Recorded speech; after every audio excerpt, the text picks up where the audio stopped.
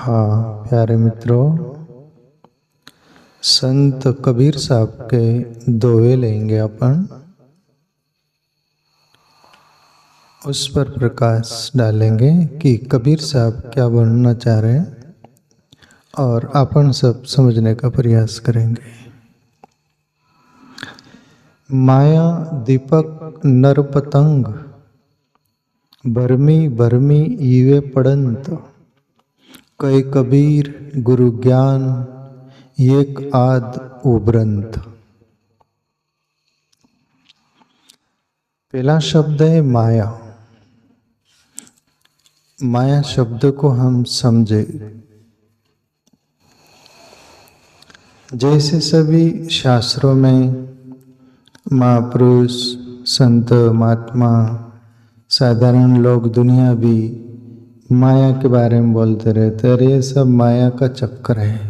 माया के चक्कर में जो पड़ा हो गया, माया के चक्कर में जो गिरा हो गया, माया माया ऐसा शब्द चलते रहता है। पर एक शब्द आप भी सुने होंगे, माया छाया रूप है। कभी कभी उसका परिचय कहीं कहीं मिल जाता है। माया छाया है, ऐसे साधारण लोग भी प्रयोग करते हैं। अरे माया का क्या खरा है, माया छाया जैसी है। वैसे ही जैसे छाया सुबह दिन पूर्व तरफ से निकलो तो पश्चिम तरफ छाव दिखती है, फिर सर पर आ गया दिन तो पैर में दिखती है, फिर वो सूर्य पश्चिम तरफ चला गया तो पूर्व तरफ छाव दिखती है। अरे भाई माया का खेल ऐसी छाया जैसा। अभी ये जो बोल रहे हैं, बोलने वाले को भी सीधा नहीं मालूम, पर वो एक अंदाज लगाकर बाकी सही बोल रहे हैं। माया और कुछ नहीं प्यारे मित्रों, छाया जैसा ही है। छाया यानी छाव। छाव का अस्तित्व कहीं और से किसी और से है। छाया अकेली है क्या? एक अभंग में तुकाराम बाबा बोले ना, माया हिच ब्रह्म, ब्रह्म हिच माया, अंग आणि छाया। छाया शब्द वहां भी वापरते तुकाराम बाबा। माया हिच ब्रह्म, ब्रह्म हिच माया, अंग आणि छाया तया परी। माया बोले और कुछ नहीं, माया ही ब्रह्म है, ब्रह्म ही माया है, अंग आणि छाया तया परी। तुकाराम बाबा परिचय दे देते हैं कि तुम्हारा शरीर, अंग यानी शरीर, बॉडी, जैसे सामने से सूर्य है तो पीठ तरफ छाव चली जाएंगी। वो अपनी आंग की शरीर की है, वो कहीं से आई क्या छाव? किससे है वो? अपने से।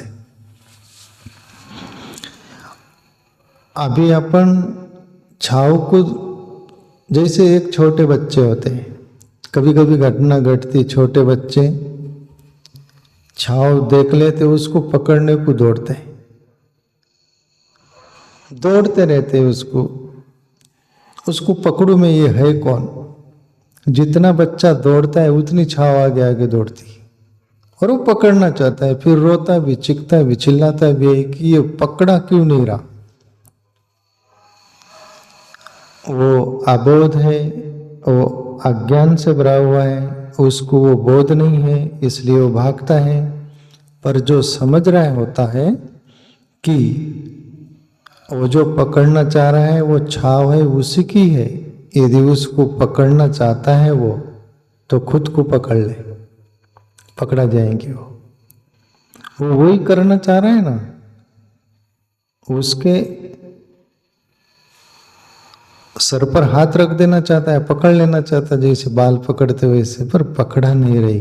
पर जो वो कोई बोल रहा है कि वो देख रहा है, वो बोलता भी है बच्चे से कि भाई ये छाव तेरी है, तू खुद को पकड़ ले, वो पकड़ा जाएंगी। पर वो बच्चा मानेगा क्या? ऐसा ही ज्ञानी कोई बोलता है ना, तो उसकी भाषा हमें समझ नहीं आती, इशारा समझ में नहीं आती।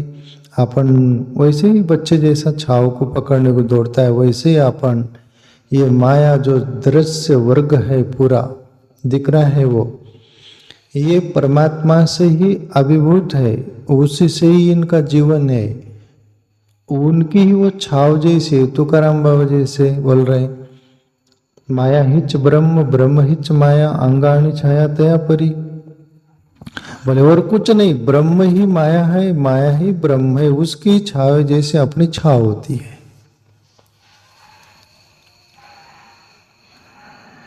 तो कबीर साहब जो बोल रहे इस बात को, माया दीपक नर पतंग भरमी भरमी युवे पड़ंत।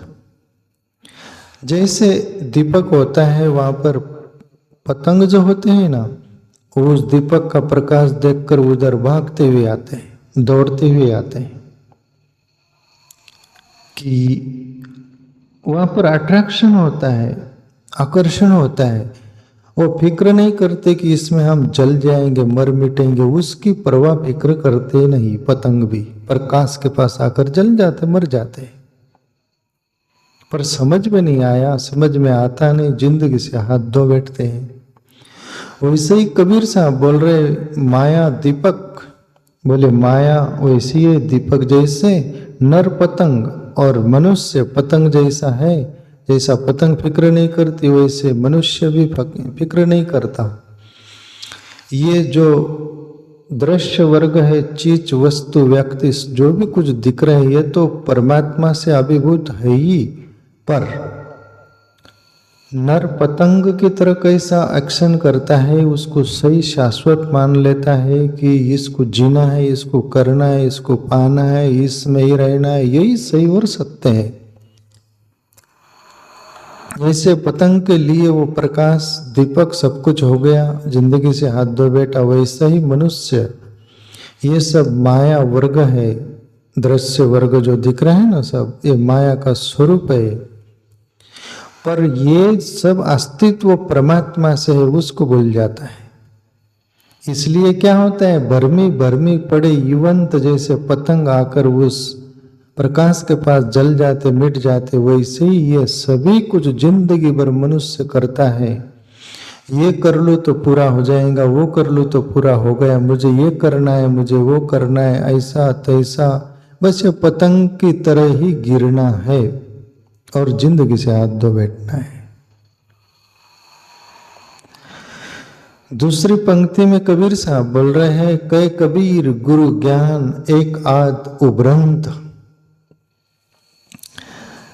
देखो प्यारे मित्रों, ब्रह्म ज्ञानी महापुरुष वो पते की बात करते, हम साधारण लोगों को जल्दी पल्ले नहीं पड़ती, समझ में नहीं आती।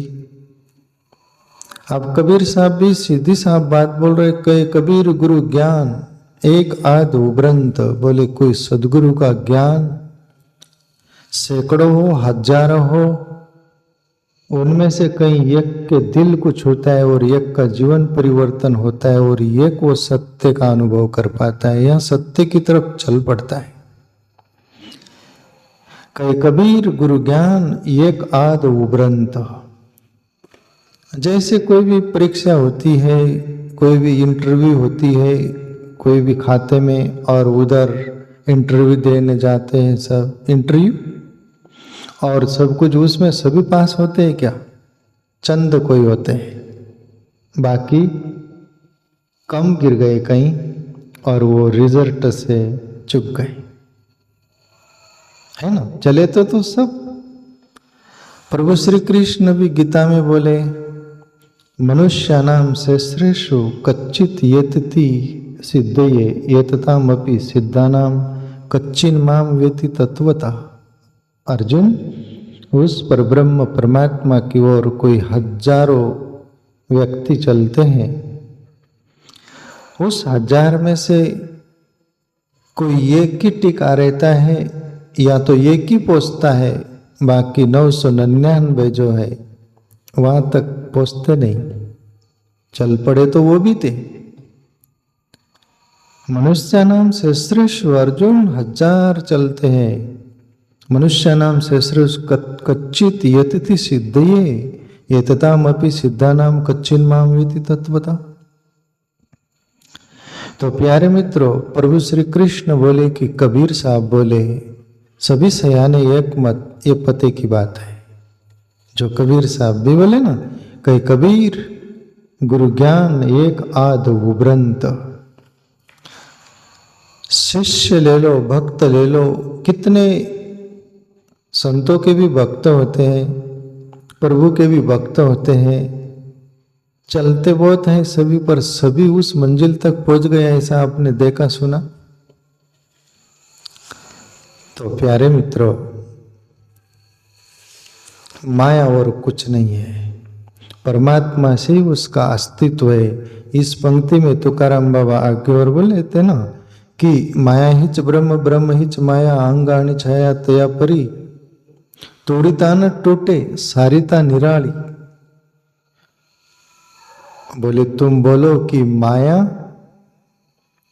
माया को हम पार कर जाएंगे, वो कर जाएंगे, पर प्रभु श्री कृष्ण गीता में एक जगह बोले मम माया दुरत्तया त्रंतिते, ऐसा आता है अर्जुन, मेरी माया को पार करना बहुत दुस्तर है, बहुत कठिन है। मम माया, मेरी माया बोले बहुत उसको पार करना कठिन बात है।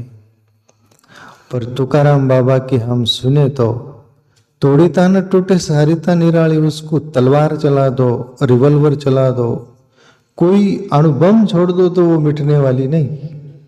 पर ये एक युक्ति जरूर है, लोटांगना तली हार पते, तुम्हारी छाव जो होती ना, तुम नीचे लेट जाओ तो वो छाव तुम्हारे नीचे दब जाएंगी, वो दिखेंगी नहीं। ऐसा ही अपन सब परमात्मा की भक्ति, बंदगी, आत्मचिंतन कंटिन्यू अयरनेस, फिर वो माया आपके मुंह से निकलेंगी नहीं। क्यों? आपको माया भी ब्रह्म से ही उसका आविर्भूत दिखेगा और ब्रह्म भी, फिर वो माया शब्द आपके जीवन से चला जाएगा। एक दो है और लें अपन, गुरु गोविंद तो एक है, दूजा येहू आकार, आपा मेटत जीव मरे तो पावे करतार। पहली बात तो ये कबीर साहब बोल रहे, गुरु गोविंद तो एक है, दूजा येहू आकार। गुरु और गोविंद यानी परमात्मा अलग अलग नहीं है, बोले दोनों एक ही है। आप वो दोनों एक कैसे? क्यों? गुरु भी उस सत्य का अनुभव कर लिया, इसलिए उसको एक नाम दिया जाता है सद्गुरु। जो सत्य का अनुभव कर लिया वो सद्गुरु, फिर वो अलग नहीं रह जाता और परमात्मा अलग नहीं रह जाता, वो परमात्मा में स्थिर हो जाता है। वैसे ही जैसे समुद्र का जल नदी बन के समुद्र में मिल गया, फिर वो नदी कहता है क्या? नदी बोलते क्या उसको? नदी का जल बोलते हो, समुद्र में समा गया मतलब समुद्र ही बोलते हैं। नदी का अस्तित्व मिट गया। वैसे ही वो गुरु जो थे परमात्मा का अनुभव कर कर वो परमात्मा हो गए। इसलिए कबीर साहब बोल रहे हैं, गुरु गोविंद तो एक है, दूजा ये आकार। अलग अलग आकार दिखता है बोले, पर वो एक ही है। दूसरी पंक्ति में बोले कबीर साहब, आपा मेटत जीव मरे तो पावे करतार। आपा का अर्थ होता है अहंकार, और अहंकार को जीते जी हम किनारा कर दे प्यारे मित्रों, तो परमात्मा दूर नहीं, वो अंदर ही है, वो प्रगट जाएगा। पर मैं तब हरी नहीं, अब हरी है अब मैं नहीं। प्रेम गली आती साकरी तामे दोनों समाये, कबीर कही दुआ है ये। बोले मैं यानी अहंकार था, तब हरि नजर नहीं आया, अनुभव नहीं हुआ, हरि का आता पता ही नहीं पता चला। मैं था तब हरि नहीं, अब हरि है अब मैं नहीं, अब हरि ही रह गया तो मेरा कोई पता नहीं। खोजा सकल जहां पे तो पाया तेरा पता नहीं, अब पता मिला है तेरा तो अब मेरा पता नहीं। जो वादा करता है, चैलेंज करता है, वो अहंकारी करता है। और अहंकारी नहीं रहा तो चैलेंज वादा करने वाला कौन बचा? जैसा आप अकेले यदि हो तो अकेले खुद से बात करते हो क्या? खुद को डांट फटकारते हो क्या? उसको दो लगता है ना। ऐसे ही अहंकार रहता है तब तक परमात्मा की प्रतीति नहीं होती, और अहंकार किनारा हो जाए प्यारे मित्रों, फिर परमात्मा ही रह जाता है। इसलिए कबीर साहब बोले, आपा मेटत जीवत मरे तो पावे करतार। अहंकार वैसा ही रहता है परमात्मा के राज्य में प्रवेश करने के लिए प्यारे मित्रों, जैसे कपास होती, रुई। कपास सालों पड़ी रहे, कितने भी साल पड़ी रहे, खराब होती है क्या? पर कब नहीं खराब होंगी, उसमें से वो जो बीज रहता है ना, जिसको आप सरके बोलते हो ना, क्या बोलते हैं? बीज, वो दाने वाला, उसमें तेल होता है ना, कुछ तो भी रस होता है ना, उसको निकाल दो तो सालों पड़ी रहेंगी, खराब नहीं होगी। वो यदि रहेंगी तो खराब होने की संभावना। क्यों? उसमें तेल है, कुछ रस है, कुछ है ना उसमें गिल्ला तत्व। और वो कपास के रुई में कुछ है क्या? शुभ्र है, साफ सुथरा है वो। ऐसा ही परमात्मा है, और हमारे अंदर भी वो तत्व वैसा ही है, पर वो बीज जैसा ही कुछ तो भी रस तत्व है अहंकार भरा हुआ। वो बीज जैसे हट जाए तो शुभ्र कपास रह जाती है, साफ सुथरा। वैसे ही अहंकार गया कि परमात्मा ही रह गया। इसलिए कबीर साहब बोले, आपा मेटत जीवत मरे तो पावे करतार। तुम्हारा अहंकार एक दुआ है कबीर साहब का, मरने से सब जग डरा मेरो मन आनंद, कब मरियो कब बेटियो जीवन परमानंद। मरने से पूरा जगत ही डरता है, घबरता है। बोले कि मरने का कोई तो नाम, कोई मर गया, वो मेरे कांटेक्ट में ऐसे लोग हैं कुछ, वो बोलते कि मर गए, फोन भी आ गया तो हम रात भर सोते नहीं। बोले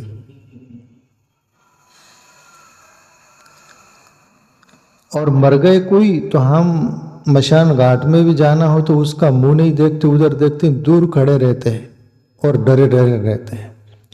और मौत का कोई नाम निकाले, आप भी देखते ना, क्या बोलते लोग? अरे मौत का नाम मत निकालो, अरे मरने का नाम मत निकालो यार, मेरे को डर लगता है। पर कबीर साहब तो यह उल्टा बोल रहे जैसे, पर पते की बात बोल रहे, मरने से सब जग डरा मेरो मन आनंद, कब मरियो कब भेटियो जीवन परमानंद। कबीर साहब, ये शरीर तो एक दिन, आज नहीं तो कल छूटने वाला है, मरने वाला है, मिटने वाला है। पर कबीर साहब उसकी बात नहीं कर रहे।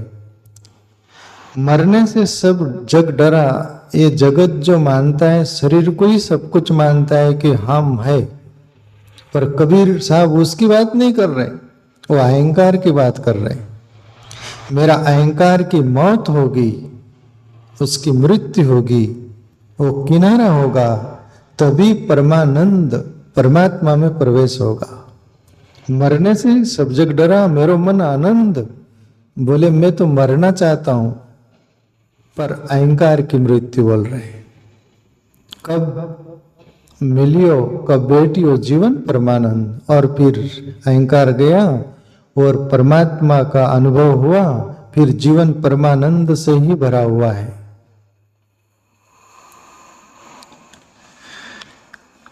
आपा मेटत जीवत मरे तो पावे करतार। और प्यारे मित्रों, ईश्वर को पाने के लिए खुद को मिटाना ही पड़ेगा। वैसे ही जैसे बीज होता है, बीज होता है ना, बीज यदि बोले कि मैं टूटूंगा नहीं, मैं मिटूंगा नहीं, मैं वैसा ही रहूंगा, तो वो पेड़ बनेगा, पौधा बनेगा, कुछ जीवन खिलेगा। बोलो, बीज बोलेगा मैं टूटूंगा ही नहीं तो कुछ होगा ही नहीं। और ऐसा तुम अपन वादा करने वाले बचो तो कुछ होगा ही नहीं। सिद्धार्थ गौतम भी 7 वर्ष साधना करते कि मुझे ईश्वर को पाना है, मैं अलग हूं और वो अलग है, और जिस दिन वो भी नहीं रह गया कि मैं पाने वाला कुछ, मैं खोजने वाला कुछ, उस दिन आशा छोड़ दी, उस दिन सुबह सुबह घटना घट गई। जब बुद्ध मिट गया, मुझे न जिंदा रहना है, न कुछ पाना है, न ईश्वर होता तो मिल ही जाता है, और मैं जिसको पाने के लिए राज सब कुछ छोड़ा, उल्टा अब राजमहल में जाना नहीं चाहूंगा, थोके हुए को क्या चाटना। और ईश्वर होता 7 वर्ष में मिल गया होता, शायद वो भी नहीं है, और मेरे लिए दुनिया जगत कुछ नहीं है, बस सो गए थे सुबह, तब घटना घटी थी। अहंकार पूरा मिट गया था, खोजने वाला भी मिट गया था, पाने वाला भी मिट गया था, सब द्वार बंद हो गए थे, अहंकार विदा और परमात्मा प्रकट हुआ था। उसको कबीर साहब बोल रहे कि जीते जी मर जाना पड़ेगा, अहंकार से किनारा कर लेना पड़ेगा। ये घर है खुदा का, खाला का घर नहीं, शीश उतार खड़ंग पर धरो, फिर बैठो घर माई। कबीर साहब बोले कि परमात्मा का घर कोई तुम्हारा खाला मौसी का नहीं है, बोले तुम कभी भी चले जाओ, मौसी हम आ गए। ये घर है खुदा का, खुदा यानी परमात्मा, ये घर है खुदा का, खाला का घर नहीं, शीश उतार खड़ंग पर रखो। शीश कौन? अहंकार का शीश रख दो और तलवार की धार पर रख दो, और अहंकार का सर गला घोट दो, और फिर परमात्मा के घर में बैठ जाओ। तो ये बनना चाह रहे प्यारे मित्रों कबीर साहब। तो यहाँ दोनों दोवेले अपन लिए, माया और कुछ नहीं, ब्रह्म ही, उससे अस्तित्व है। और दूसरी बात, आपने को खुद को मिटा देना पड़ेगा, ये